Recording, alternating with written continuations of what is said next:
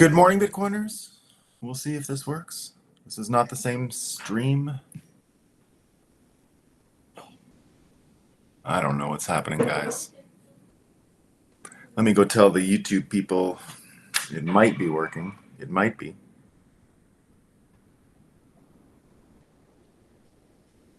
Looks like there's weird issues going on. I don't understand what's happening.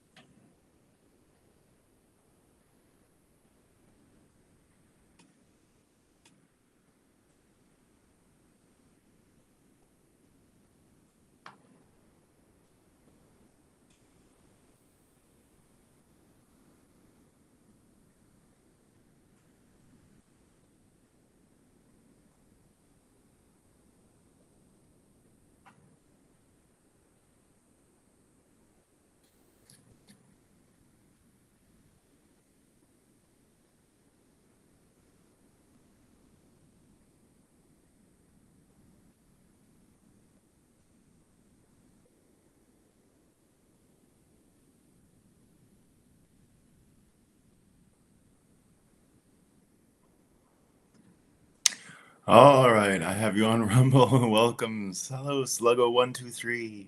Hope you're doing well. I don't know what's going on. Wow, jeez. I touched your name, Sluggo, to get the comment on the board, and instead it brought me to your Rumble page. What the fuck is going on? And I'm seeing a blinking screen. Is the blinking happening for you guys? Are we doing a Anthony Blinken broadcast here? I don't understand what's going on. No, nothing's working this morning. I just don't understand. I know I'm live, guys. I know I'm live. I know I'm live. I'm just trying to figure it out. Not a lot of people in the room yet because we're on several different feeds. So no Abe Blinken. No blink. Okay, it's live here. Yeah, I'm getting like a strobe light coming in from my own. There's like a separate feed that says participants and it's mine, and that's what gets broadcast. It's in case you're doing multiple like backgrounds and stuff. It's just a blinking, like really annoying. Yeah, I'm glad it's not blinking on your end. I wish I could hide it on mine. It's very strobe lighty there. This might work. Okay. Now I will not be able to see the bottom of your comments, so I'm not going to be able to see the most up to date. I had to hide the blink because it's very blinking. Jeez, how annoying. Look good. Everything looks in science found. Yeah. Well, this is going to be the Northern Studio 2, as I mentioned. This is Northern Studio 2. We're going to fix the view and get the lights a little better. We are going to be putting another screen here. See that little table? We're going to have a screen going right here like I had before, so we'll be able to keep the thumbnail and do a few visuals. We're going to be doing a few visuals. Let me get this out of my way. I use the screen here for my notes, you know. Very, very confusing setup this morning. Restream would not connect. So I went live like, oh my God, the blinking is just the worst. I went live like 5 times and it wouldn't work. It just wouldn't connect. It just kept saying no, no, no. I tried Rumble. Rumble wouldn't let me turn my camera on. So finally, and I rebooted twice. I did all that. Finally, I had to go and use another browser.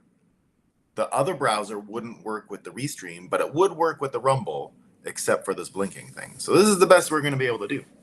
But I assure you, it's going to be one of the best breakups we've ever had, right? We got a massive sunrise. The sun's up. We're doing great with the sun up, right? We like the sunrise tech operational, and Bitcoin's running just fine, everyone. Let's have a coffee and talk about what's new. We'll do a speed version. It literally took me 30 minutes. 30 minutes to go online. Very pathetic. But you're here for some fake news. And because we haven't been doing a breakup for a few days now, the fake news kind of piles up for Moscow time, right? So we got an excellent Moscow time. Excellent Moscow time. Are you ready? Are you ready? What does the New York Times let us know today, right? Opinion, guest essay. Here we go. Government surveillance keeps us safe. Come on, guys. Didn't you know that? It's just the best when the government surveys you. It's going to keep you safe. It's awesome. Let them survey you. No big deal.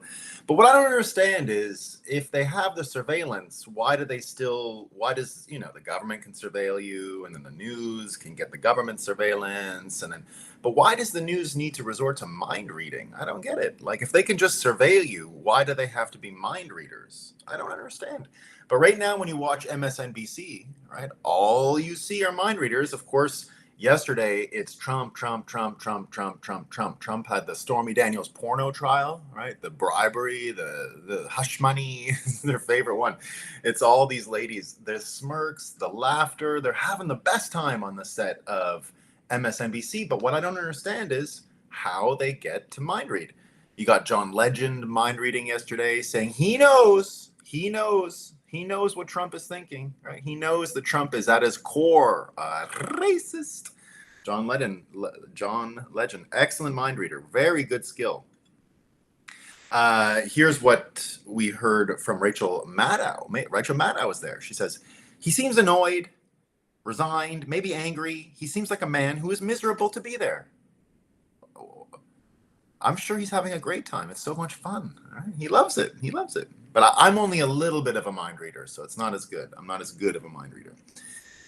Again, they say the government surveillance is good for you. I don't know why they need to resort to stuff like this, right? Now they got to go and talk about Trump's rhetoric, right? But they can mind read, so why do they need to bother with the rhetoric? They know at his core he's a racist. But here's the Washington Post saying, this is Aaron Blake. Aaron Blake is becoming just as awesome as Phil Bump. I don't have much Phil Bump today. No, I do have one bump. But the Washington Post, here's what they know about Donald Trump. One of Trump's most tried and true political strategies is rubber and glue. When he gets accused of something serious, he'll just accuse his opponents of the same thing in the service of creating distractions. Right? So it's all just to create distractions, everyone. Right? Again, their mind reading abilities are just amazing. They did all the surveillance of him, like they spied on him, right? Now, I don't know why they don't just go with the spying to say what he really thinks, because they did so much spying, right? Why can't they just say what he thinks? No. Or why do they even bother? They can just go with the mind reading. They're excellent mind readers here. They're employing all the mind readers. I've never met a mind reader, but they've hired them all here, so it's perfect for them. They're doing excellent job mind reading. Don't understand, it's kind of a shaky case. I guess they don't bring it up a lot, the mind reading abilities, because it kind of makes the surveillance argument a little sketchy. Right? It's kind of like, well, why are you surveying people if you can mind read them? Right? People might ask that question. So that's why they got to keep it quiet. Right? That's why you don't know about mind reading abilities. That's why you don't know. Oh, this was great. So this is the Phil Bump one I said. It's amazing. Phil Bump really is a motherfucker, isn't he? Right? Listen to how awesome this is. This is so good. The criminal trial underway in New York centers on an effort to bury a story about an alleged affair, the uncharged crime undergirding Trump's charges. The uncharged crime. Oh, but it looks like they finally have come up with a strategy to deal with Donald Trump, because they keep trying stuff. It's like the porno thing, and what about the house, and what about the valuation, and what about the elections, and what about the documents hoax, what about all these things, right? They got a strategy. It's the one that worked for RFK. Dems bill would seek removal of Trump's Secret Service detail. That might work. That might finally get rid of him. Hasn't panned out the way they hoped with RFK yet, right? Because it looks like the strategy for RFK is a Kennedy strategy. It looks like they're going with the Kennedy approach to how to deal with Kennedy politicians. So no Secret Service for him. But it looks like they want to give Trump the Kennedy treatment. So it might work. It's going to work better, I think, than all the legal cases, right? Now the White House, right? You know how we sometimes say that Karine Jean-Pierre never says the truth, or that she's dumb and stupid. You know, I don't say that. Some people say that. Right? I don't call her stupid at all. I would never call her stupid, or a liar, right? What do I know about it?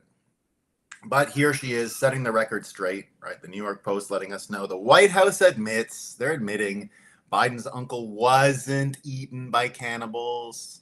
All right. He wasn't eaten by cannibals. They admit it, right? You know, they admit it. So whenever anyone says they don't fact check Biden, there you go, right? Biden comes out and says his uncle was eaten by cannibals. No. Karine Jean-Pierre said it straight. No way. Remember I said Dr. Phil was going to be great in this election cycle, in this new Bitcoin epoch. I predict Dr. Phil will become a Bitcoiner. Why? Well, you know, he had a conversation with someone about real estate. So he had a real estate agent on, right? She's a U.S. real estate agent. And this is what she says. Dr. Phil left speechless after real estate agent claims that squatting is justified by colonization. So if any of you come up from the colonized places, right, just go do some squatting, and it's a straight trade. Don't worry. Now, I'm from Quebec, right? I'm from Quebec. We got a little colonization going on here, right? Why don't we go get some free land in Canada? I don't know. I come from a colonized place, very obviously so, right? I want the free shit. All right, Daily Mail. This one's nice. This is a nice balance here, right? This is the world as it is, and we love it. We love it. Ready? Iranian man who raped his lodger in London can't be deported in case he's persecuted in his homeland for being a convicted rapist. Isn't that good? We love it. You don't want to go home because you're convicted of rape there, and you might get tried. So just do the raping here. It's perfect. It's just perfect, right? All right, we got some. This one's really nice. This is for all the high IQ people out there. You know, some of you idiots who watch this show, you're just a bunch of 80 IQ plebs, right? So this doesn't apply to you. You'll understand in a second, right? Researchers, my favorite people, researchers find that higher intelligence is correlated with left-wing beliefs. Our results imply that being genetically predisposed to being smarter causes left-wing beliefs. And they show a picture of Bernie Sanders. So smart. Bernie. We love Bernie. Oh, this one's good too. This is for you Bitcoiners, you know. You're worried about heart conditions and stuff, right? Here's a new one. Be careful, everyone. I'm not sure if it applies to laser eyes. Okay, I'm not sure if it applies to laser eyes. It's just car headlights. The glare of car headlights could be a risk for heart conditions as ever more vehicles use dazzling LED beams. So you might hear about all kinds of people dying suddenly and they're having heart troubles. We've heard other reasons, but now we know. It's the researchers letting us know, right? The same researchers who tell us all that the liberal people are the high IQ ones are letting you know here that the high beams, you know, the high beams, heart attack high beams. Careful of the heart attack high beams. The Economist here. Remember I said to you that fairness wasn't a thing, and fairness was just for stupid people and children to talk about things, right? And there's no fairness in the world. I said if there was fairness, we wouldn't have any gender pay gap conversations. We'd be talking about ugly pay gap and obesity pay gap conversations, right? Because that's the unfair stuff, right? Here's what The Economist is saying now, right? I was wrong. There is fairness in the world. The obesity pay gap is worse than previously thought. It affects men as well as women and is wider for the well-educated. So the well-educated, I didn't read the Economist article here, but I think they mean that heavy, overweight, obese, well-educated people, while they might have an IQ to make them a liberal, still don't get paid enough money. So that's a big shame, big problem there. Did I have the one? Oh yeah, here's the last one. This one's great, right? This is to help all you Bitcoiners in the fourth epoch, right? You got to stack more sats, they're more expensive, right? We're getting some health advice, We're getting some health advice, right? It's not just avoid the car headlamps. It's not just keep your high beams low. Don't look at the headlights to save your heart. It's not that, right? Here we go. Can you eat cicadas? You know, they say there's a big cicada thing coming out this summer, like all kinds of cicadas in America, right? They've been buried for, I don't know, how about 100-something years. Can you eat cicadas? Yes. And here's how to catch, clean, and cook them. Oh gosh, Moscow time. So guess what? We're going to be doing more Moscow time. We're going to be clipping, not today maybe, but another day. We're going to be starting to clip Moscow time. This week, I'm going to be adding the audio broadcast as well. So news from the Breakup distribution. All right, so we're going into our theme today, and that's having a life, right? We're going to be talking a bit about the halving. I'm a bit late to the halving party, so if you'll just indulge me with some halving thoughts that I had over the past few days that are a little past their due date, right? Everyone was talking about the halving a few days ago, but these are pretty good, so I want to share them with you. But first, let's talk about this lady named Grace Price, okay? A lot of people talking about her right now. And she's a pretty interesting person. So she's a teenager, and she got the cancer, right? So she had some cancer, and she was going to die. She wasn't doing very well. But then she did some research on her own as a teenager and found out that it was all diet, right? And then if she changed her diet, she wouldn't have the cancer anymore, and she would cure herself. So now she's become, out of nowhere, an instant kind of celebrity about food and diet and what's going on. No turbo cancer, eat well, eat your broccoli or something like that, or steak, and then you don't get the cancer, and everything's great. Now, I 100% support her message, 100%, right? I think she's actually great. So I'm not here to say that Grace Price is a phony or anything like that. We're going to talk about it for a second.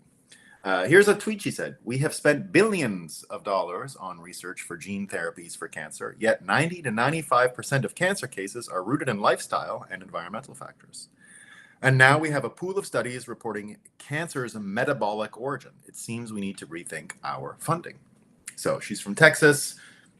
Look, again, I'm not here to dispute anything she's saying, but what I will say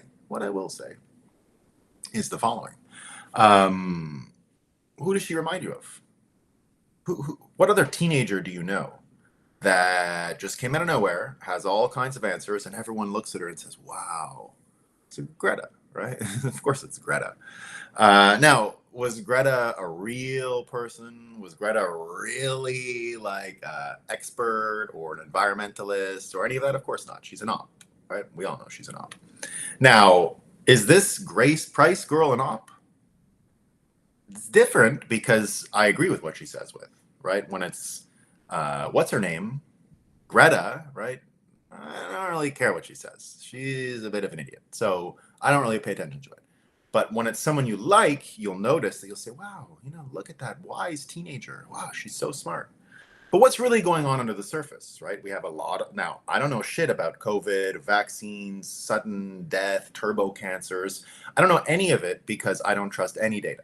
Zero data, right? In this era that we're in after COVID, and after we understand incentives as Bitcoiners, we know that no data is useful anymore. There's just literally zero, right? There's one data point on Earth that we can agree on and that we think is great, and that's what's coming out of the Bitcoin blockchain. And we can't even agree as Bitcoiners on all of that stuff. At least we know the block number and the block height and that kind of stuff. But that's enough. That's enough, right? But we don't even agree on spamming, block size. I mean, we just argue about that kind of data all the time. But the corruption of money has led to the incentive structures around science and around all of this stuff to be so polluted and diseased that you can't trust any data coming out of any of it. You can't even trust people like her, who I agree with 99% of what she says, right? This teenage girl says everything I want to hear. Everything. It's perfect, right? Diet. And I believe diet is a bigger problem in America than almost anything, right? I'd put diet on the same level of problems in America as the banking cartel. I think of it as that problematic in America, because if you have a bunch of people eating dog shit all day, they're too stupid to understand that the money is corrupted, and they're too stupid to understand that their experts are all lying to them, right? So diet's huge. If everyone's fat and sick, then there's no way they'll be able to understand what's going on. There's just no way. If they eat too many cicadas and they get fat off of their cicadas and are sitting around worrying about the obesity pay gap on top of the gender pay gap, then that train ain't going nowhere, right? Dead end for society, dead end for all of it. So what I mean to say in the end, though, is that this lady, as much as I agree with her, you have to be suspicious. You just have to be. We have to live in an era where someone who comes out of nowhere and creates content and becomes a news kind of celebrity like Greta, you have to wonder what's actually going on behind it. Is it organic? Is it real? Does Grace Price really have a following that's legit? And did she really pierce through the mainstream veil in order to be bounced around by all these mainstream voices and stuff like that? Probably not, right?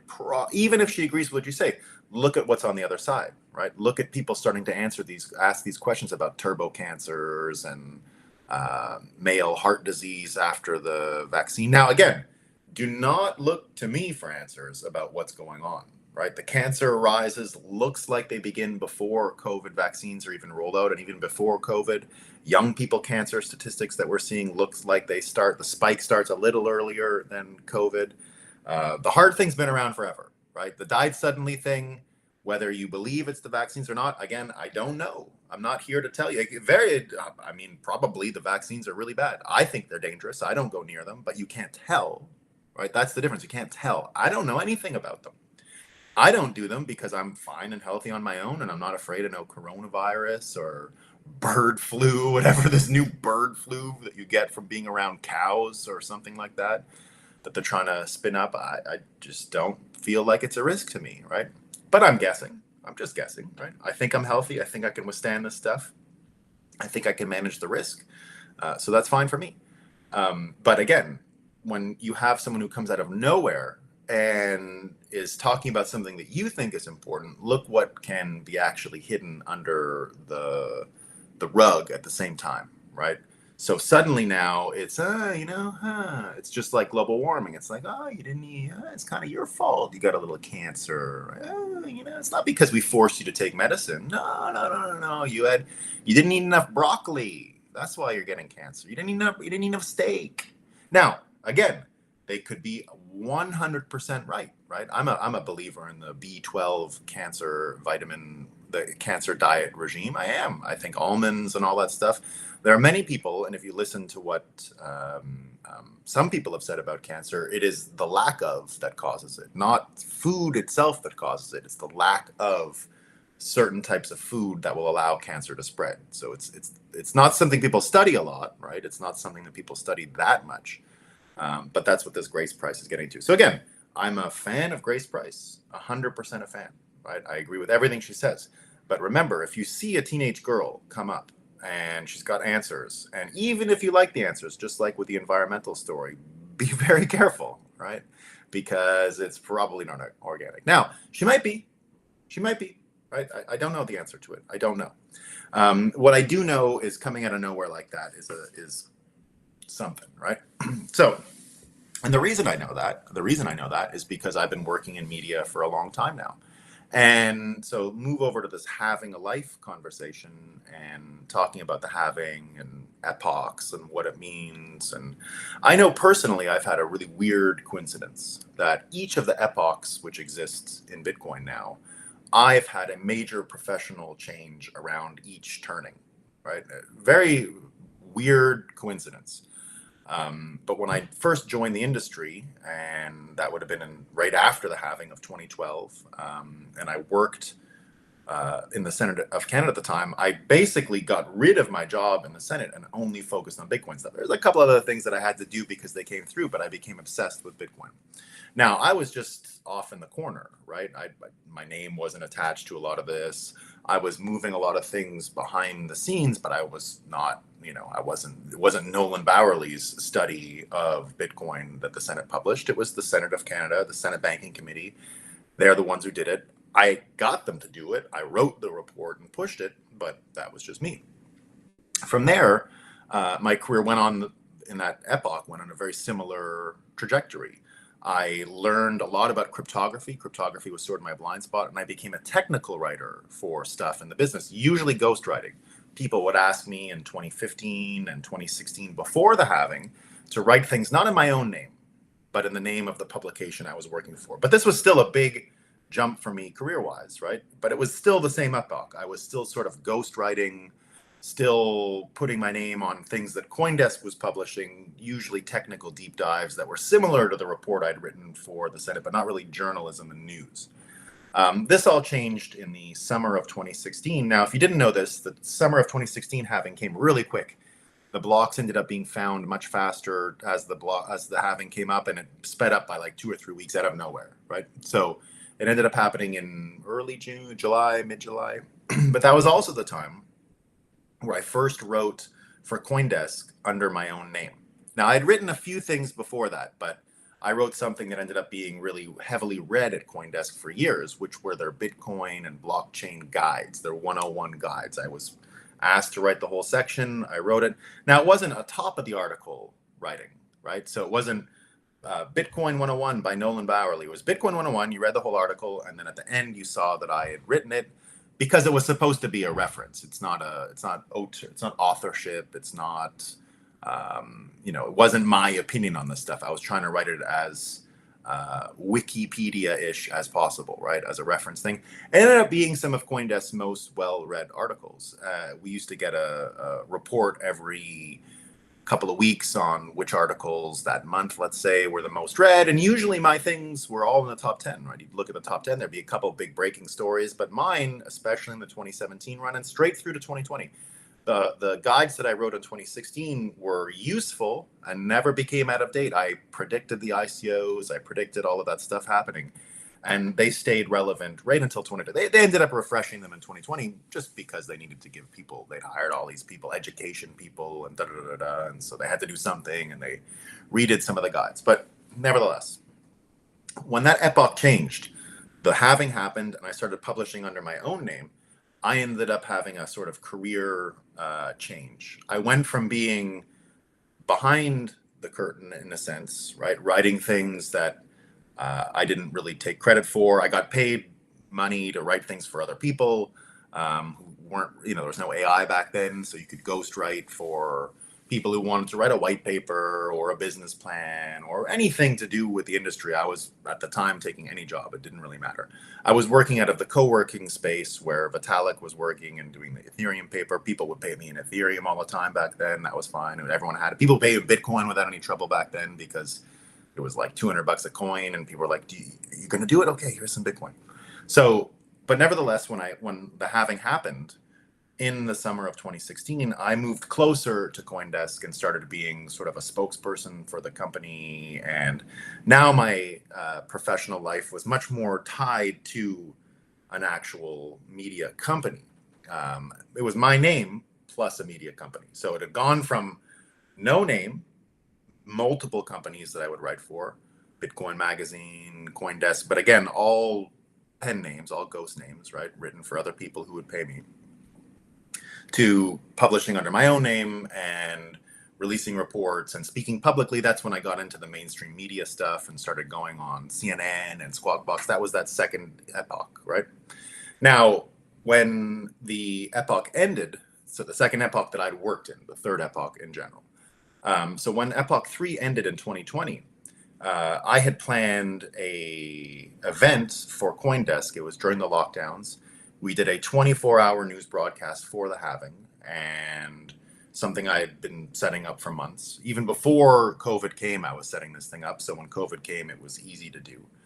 But literally, the halving, I think, was on, and I hosted a Bitcoin show during the halving of 2020. I had Saifedean on, I had Nick Carter, I had all kinds of really interesting people.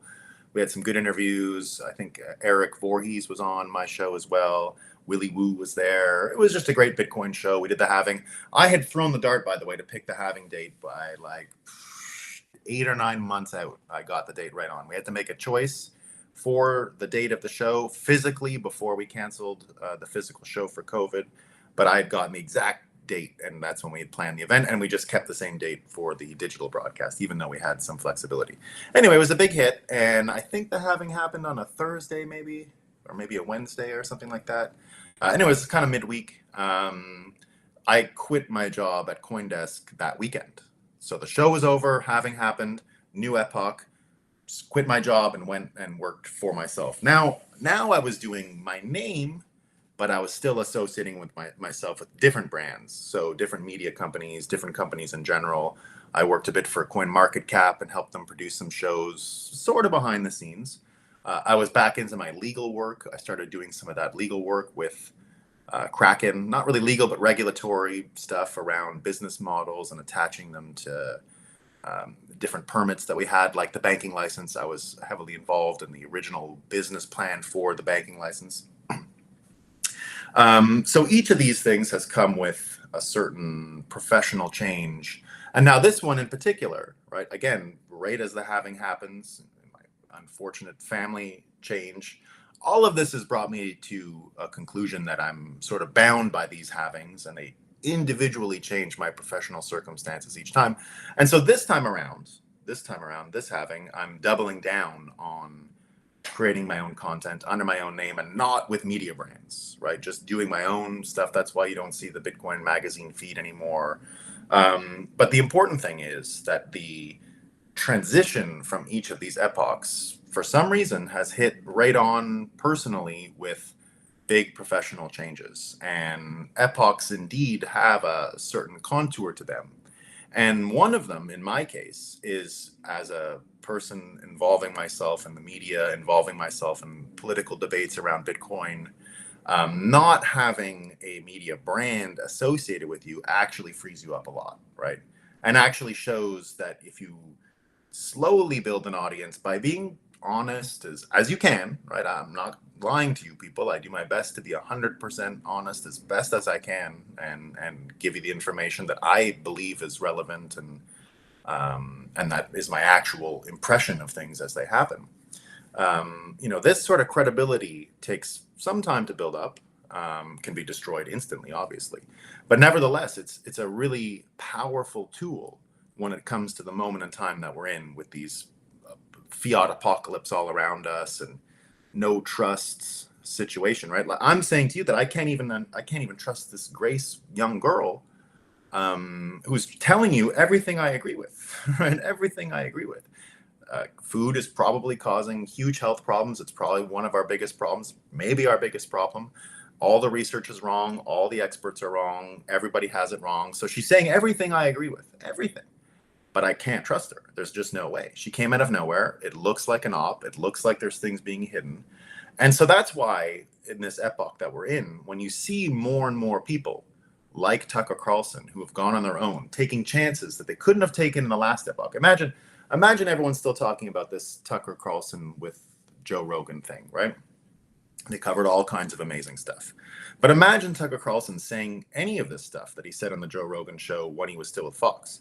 I mean, people would have laughed him out of the room, right? They would have laughed him out of the room. And now he's up there talking about all these incredible things with demon possession, aliens, all this stuff, right? And a lot of people having an incredible reaction to simulation theory and what's going on to all this stuff. So, here's Cernovich picking up on a lot of these things lately. He's retweeting John Daniel Davidson saying unattached burdens, discarnate entities, multi-dimensional beings, machine elves, all terms the post-Christian West uses for what every society in human history understood to be demons. We've lost the vocabulary, but the reality remains the same. These things are real. And he goes on again. Funny how this is the most obvious, most reasonable explanation for, say, UFO, UAP phenomena, that these discarnate intelligences, multi-dimensional beings are in fact demons. But if you point that out, most people will either recoil in horror or laugh in your face. But less and less, because you're starting to have a much more independent media. You're having people who will not be weighed down by any corporate needs or corporate weakness. Right? The weakness of them is what's held a lot of these voices back and a lot of these people from talking about this stuff back. But things are changing so quickly that it's almost impossible to notice anymore. And you have all of this conversation getting freed up. And the minute you are starting to talk about this stuff, you're getting into a position to be able to understand, I think anyway, where a lot of the blackmail comes from, or a lot of the true evil that we see around comes from, right? And the blackmail thing is becoming more and more obvious because of people like Tucker Carlson, who's not afraid to say things about demons, aliens, all that kind of stuff, at the same time as he'll talk about the utterly ridiculous things politicians are doing because of the blackmail. And he told the story in that Joe Rogan interview about what's going on, right? And said, members of Congress are terrified of the intel agencies. I'm not guessing at that. They've told me, including people who run the intel committee. Why are they afraid? Well, one of the reasons is because they're terrified that the intel agencies will frame them by putting kiddie porn on their computer, Carlson mentioned. But it's what Carlson said next that was even more than me. So I'm reading Vigilant Fox's take on the article, on the interview. I said to somebody, a very powerful person of the day, in a conversation in my kitchen, an elected official holds a senior position. But I was like, all these people are controlled. They've all got weird, sex lives, and all these things they're hiding, and they're being blackmailed by the intel agencies. And he said, and I'm quoting, I know. I was like, and so the person he's talking to said, I know, right? So I was like, okay, so at what point do you sort of admitting that's real? Like, how do we allow this to continue, right? And indeed, we don't. That's the answer. The system has been compromised.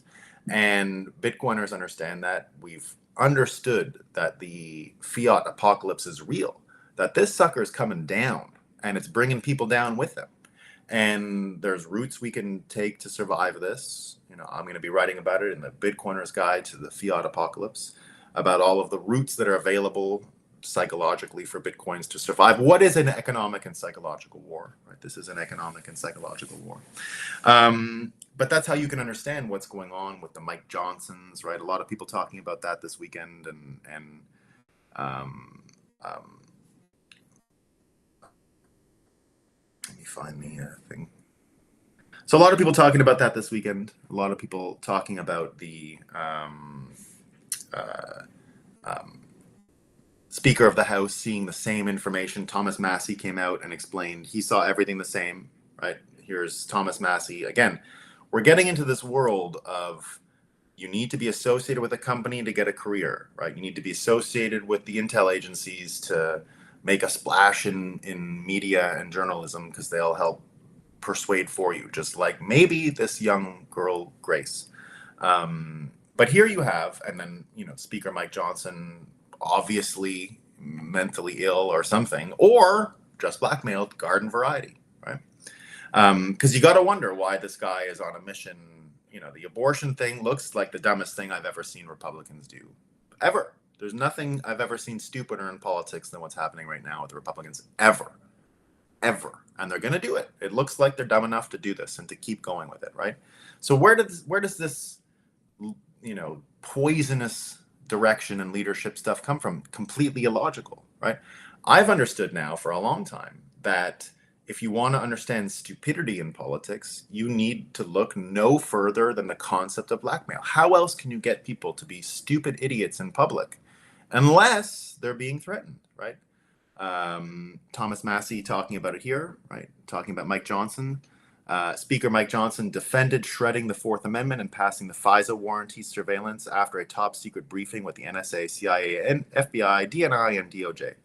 Well, Thomas Massey was in the same skiff as Speaker Johnson, and he's fed up with the lying. Massey said there was not one example spying on Americans without a warrant was able to prevent terrorism. It's all a scam. Shame on Republicans who fell for it. And they all fall for it, right? Because they're all easily manipulated. Because all of them are a lot like Tucker Carlson when he was just with Fox, a lot like anyone who was trying to talk about this stuff publicly when they had to be associated with a media brand, when they weren't able to just do it as their own sovereign, free individual self. For me particularly, I think that this epoch really is about charting pure, unmitigated, personal Bitcoiner sovereignty, so that you can't be worried about this or say that, or what about the bottom line here and all that stuff, right? You have to be able to ignore that in this epoch. This epoch is the biggest one because everything we've learned until now, everything we've been through as Bitcoiners, sets us up for this fatal moment, right? Fatal for some. Fatal for some. Not everyone's going to make it, right? If you're an NPC sludge person and you insist on a lot of this stuff, you might be getting the turbo cancers, right? Not because of me. I'm not wishing it on you, right? But if you insist on this stuff, you're going to get what's coming. And so it's an amazing time to be alive. We're enjoying it, right? Welcome back, Nolan. All right, guys. We had a judgment news to the Somali immigrants. Yeah, decades ago. So, indeed, everyone, it's all about the path to personal sovereignty, this epoch, and that's what should help us. All right, let me see what people are saying over on YouTube, because now on this one, I can't read any of the YouTube comments. Did I even go live on YouTube? Nobody knows. Oh, it says I'm live. It says I'm live. Live chat. All right, everyone's here. There we go. There we go. Barbecue cicadas. There, that's as far as we need to go. UTXO, did they remove Augustin Karstens from the data set for the obesity pay gap? Twitter's not streaming. Yeah, Terrence. Yeah, we had a lot of streaming troubles this morning, guys. Glad to have you back, Nolan. Hope the family is well. Thanks, Brandon. Appreciate it. Yeah, everyone's well. I don't think you're supposed to call it gene therapy for cancer. The correct term is booster. Greta. Yeah, Jumper DCS World says plant for that girl. Look, I don't know. And again, she's saying everything I want to hear, right? The Grace girl. So Grace Price, I guess, is her name. She could be right about it all, right? I'm not telling you to distrust her either. I'm saying that when you see someone come out of nowhere and she's some kind of teenager like this, your alarm bells should go up, and you should also think of what it takes to be Tucker Carlson. It's not easy, right? What Tucker Carlson went through to be perfectly free to talk about demons and simulation theory and blackmail and everything that he has required him to be destroyed from Fox, right? He had to do that. It wasn't that simple. It took years of working on his own to get to where he is. And it's even more of a tightrope now that he's on his own. But that's a big part of the sovereignty path that we're talking about here. That's why, for me personally, I don't see every Bitcoiner as tied and bound professionally to the halvings as I am. I don't know why it happened this way. I literally changed my relationship with CoinDesk. The guidebooks were so good that I started publishing under my own name at CoinDesk and started being sort of a public spokesman for them at that time, right around the halving. And the halving the date was changed by the speed of the miners right when it happened. So I kind of got lucky that time. And that really set that career for me in that epoch up, right? And that epoch, I was only associated with CoinDesk. I had other clients and I did other stuff, but I was so public with CoinDesk that I was the same thing, right? If I spoke on television, that's why I wasn't invited. I was invited by my name in CoinDesk, but it was because I was the director of research at CoinDesk. No one was asking to see Count BTC at the time. It was this CoinDesk. They had published stuff. They invited me all the time to my, they wrote me text messages and said, come on CNN and come on this, but it was speaking as a CoinDesker. I wasn't up there to be free to say whatever I wanted, right? I had to say what our research was showing, what our journalists had discovered. It was more what's going on over at CoinDesk, come on the show and tell us, which I was totally fine with. I'm not complaining about it at all, right? It was a great experience. I loved the black car service. It was all fun, right? We had a great time in that epoch. Epoch 2 for me, my second epoch, super fun. Epoch 3, even more fun. I started being a traveler. I started living the sovereign individual flag theory concept, right? And started moving around this whole time. I had multiple clients again, which is very important for me. That gives me a lot of freedom.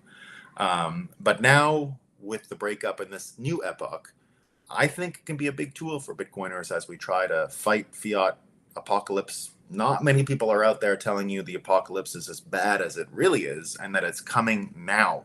I'm not here to tell you Bitcoin is good for 2060. Bitcoin is like a 2024 thing, right? And so it's happening now. And that's what I hope we can continue to do with this show, is that we underline all of this crazy stuff and we survive the fiat apocalypse professionally, personally, all that stuff, right? So that's the good news. All right. What do more people say? P-Man Van, the Bitcoin magazine show was not great this year. I didn't see it. Tommy, I got your back. Tommy's going to be making me my Moscow Time thumbnails. He did the breakup one as well, so it's going to be great. We love Tommy's stuff.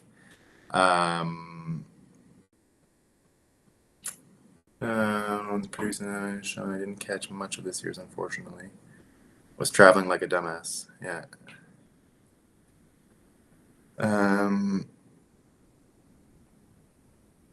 So I mean, is at an all-time low. Yeah, you should. Our blackmailed Congress, our invaded border, our fentanyl zombies. It is very late, and the dollar is very short, Glenn. The hour is late, and the dollar is short.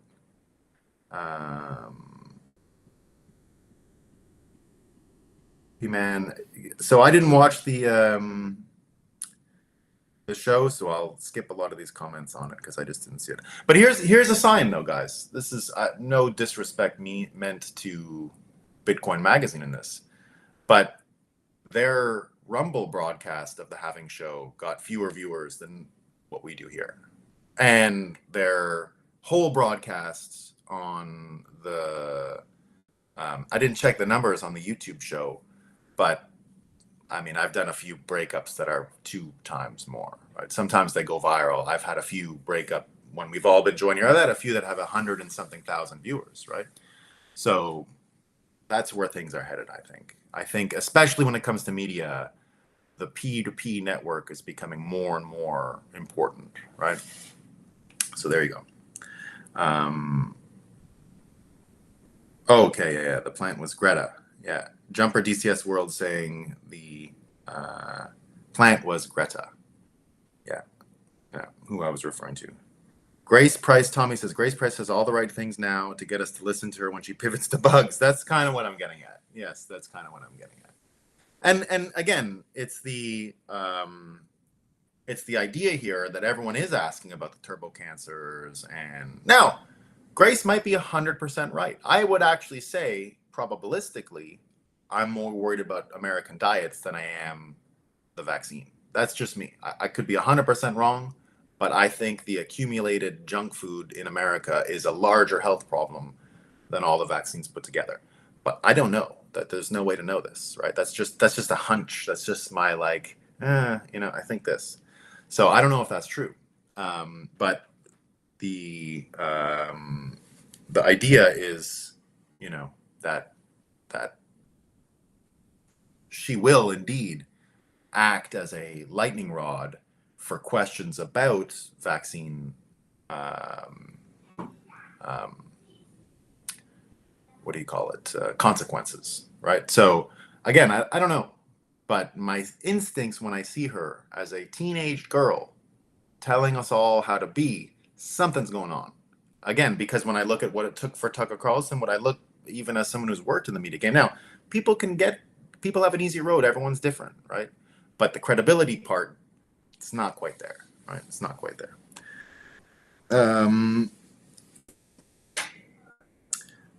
Cal Casa says, I've been free as fuck since 2019 and never going back. Cal, we love you, man. We love all the images of Ethiopia too. I'm a big fan. Johnny says, I was thinking about a Moscow Time t-shirt. Yeah, we should do that. I have a heat press. Good idea, man. Yeah, we like the Moscow Time stuff. P-Man, cheers. Good day all. Knox Bill, 100. Robert, onward. Indeed, onward. Oh, that whole thing. I don't know how that happened. I thought I shut all this shit down. I guess not. All right, team, that's all I got for today. Sorry about all the screw-ups with the broadcast. It should be fixed tomorrow. I don't know what's going on. But we shall be coming at you tomorrow again. Peace.